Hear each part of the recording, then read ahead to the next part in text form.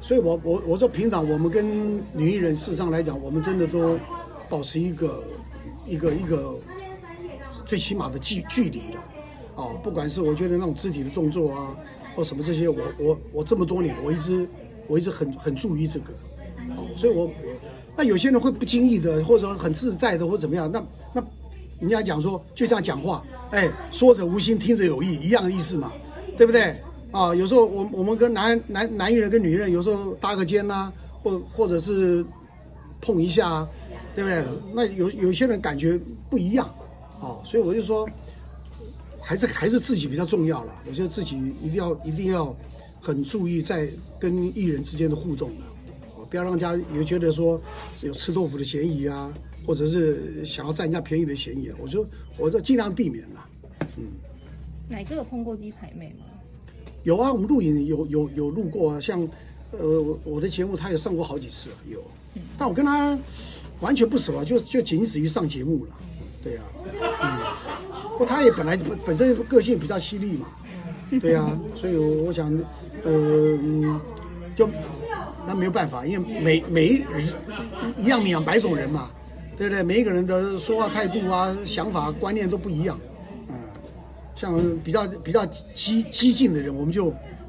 稍微更小心一点嘛，对呀。所以乃哥跟女艺人接触的时候，都会比较注意一下，是吧？我当然，你看我在圈子快40年了，对不对？我们从来不逾越那一个让别人觉得说啊乃哥色眯眯的，那乃哥哇这样像手来脚来的，对不对？我从来不去那个，除非我跟张文琪就像我女儿一样。对不对？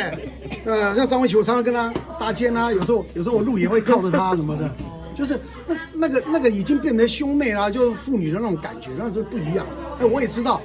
别人也知道我们两个那种感情，那种感觉，对不对？所以我觉得你要看人啊，他跟你的关系，跟你的角色怎么样，头脸，我大概整个针灸了2个礼拜，我持续的天天去针灸。啊，我其实我录给医院的一个部长给他看，他一看他说乃哥不用担心了，这颜面神经失调，我老婆也有过，啊，他一看就知道，他叫我吹口哨，吹口哨那个形状给他看，啊，他一看，他看我自己看都吓一跳，因为出来了，吹不出来，我看得出来，你要不要看？真的，我自己看，我自己都吓一跳，我是那天。我录影嘛，你看，我播给你们看，你看，哦，真的耶，哦，哎，真的，怎么可能？那天看起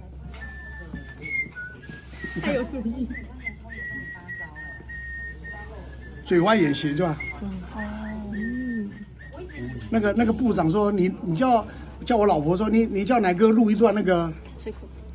吹口哨的，他一看他说颜面神经失调，有拍到啊？对呀，啊。所以我自己也都不知道，我录影录一天，我只觉得我眼睛干涩，然后呢，后来我看到我自己都吓一跳。